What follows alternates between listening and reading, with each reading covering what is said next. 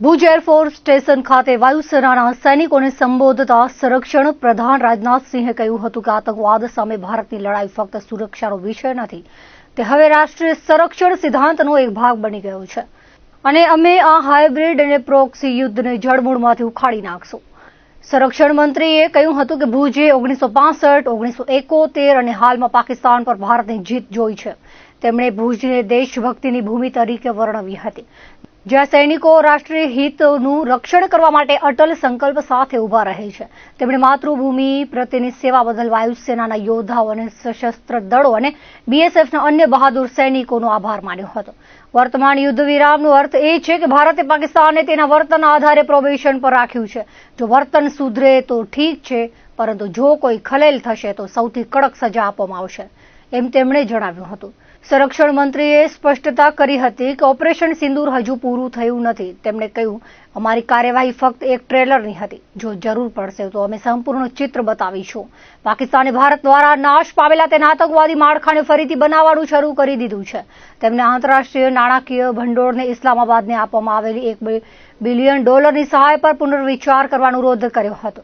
સંરક્ષણ મંત્રીએ ઓપરેશન સિંદૂરમાં ભારતીય વાયુસેના દ્વારા ભજવવામાં આવેલી અસરકારક ભૂમિકાની પ્રશંસા કરી હતી, જેની સમગ્ર વિશ્વમાં પ્રશંસા થઈ રહી છે.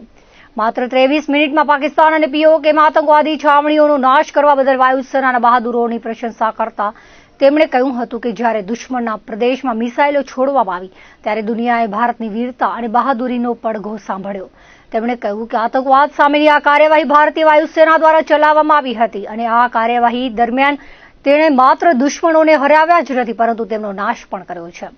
ભારતના લડાકુ વિમાનો સરહદ પાર કર્યા વિના પાકિસ્તાનના દરેક ખૂણા પર હુમલો કરવા સક્ષમ છે. તેમણે કહ્યું હતું કે દુનિયાએ જોયું છે કે ભારતીય વાયુસેનાએ આતંકવાદી છાવણીઓ અને પછી પાકિસ્તાનના એરબેઝનો નાશ કેવી રીતે કર્યો. ભારતીય વાયુસેનાએ સાબિત કર્યું કે ભારતની યુદ્ધ નીતિ અને ટેકનોલોજી બદલાઈ ગઈ છે.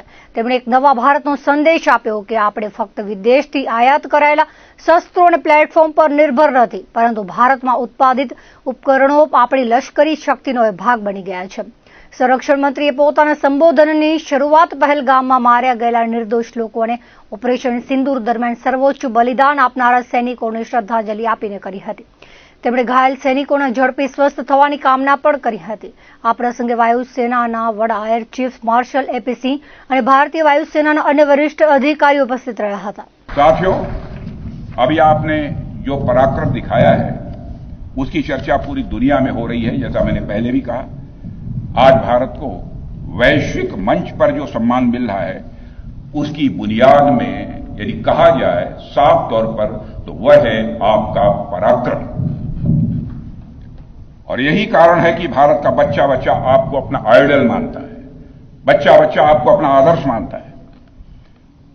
आपने पूरे देश को यकीन दिलाया है कि नया भारत अब सहन नहीं करता, बल्कि वह पलटकर जवाब देता है.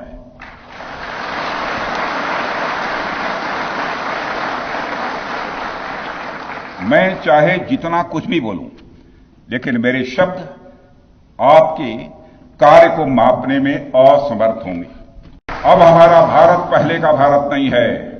प्रधानमंत्री के नेतृत्व का यह नया भारत का जन्म हो चुका है. मेरे बहनों भाइयों,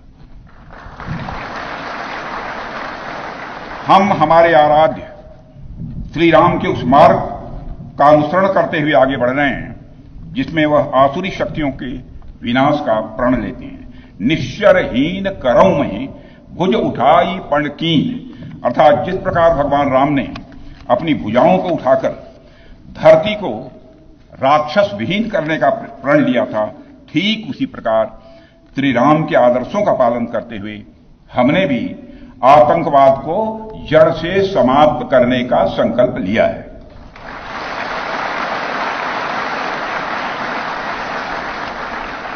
साथियों, प्रधानमंत्री मोदी जी के नेतृत्व में हमारी सरकार आने के बाद सैन्य मामलों को लेकर भारत की सोच और सामर्थ्य दोनों में अभूतपूर्व बदलाव आया है. हम भगवान राम के उस सिद्धांत का पालन करते हैं, सठ संग विनय, कुटिल संग प्रीति, सहज कृपण संग सुंदर नीति. अर्थात दुष्ट के साथ विनम्रता, कुटिल के साथ सदाशयता और कंजूस के साथ उदारता का आचरण कभी भी नहीं करना चाहिए. मैं आप लोगों को भी बता रहा हूं. आप जानते हैं कि हमारे देश की मजबूत भुज में आप सबके बीच आकर मुझे स्वाभाविक रूप से गौरव की अनुभूति हो रही है। और यह भुज 1965 में पाकिस्तान के खिलाफ हमारी जीत का भी साक्षी रहा है, और यह भुज 1971 में पाकिस्तान के खिलाफ हमारी जीत का भी यह साक्षी रहा है। और आज एक बार फिर यह भुज पाकिस्तान के खिलाफ हमारी जीत का साक्षी बना है। इसकी मिट्टी में देशभक्त की खुशबू है और यहां के जवानों में भारत की सुरक्षा का एक अडिग संकल्प भी है। मैं आप सभी एयर वॉरियर्स, समस्त आर्म्ड फोर्सेस और अपने बीएसएफ के सभी जाबाजों का यहां पुनः अभिनंदन करता हूं।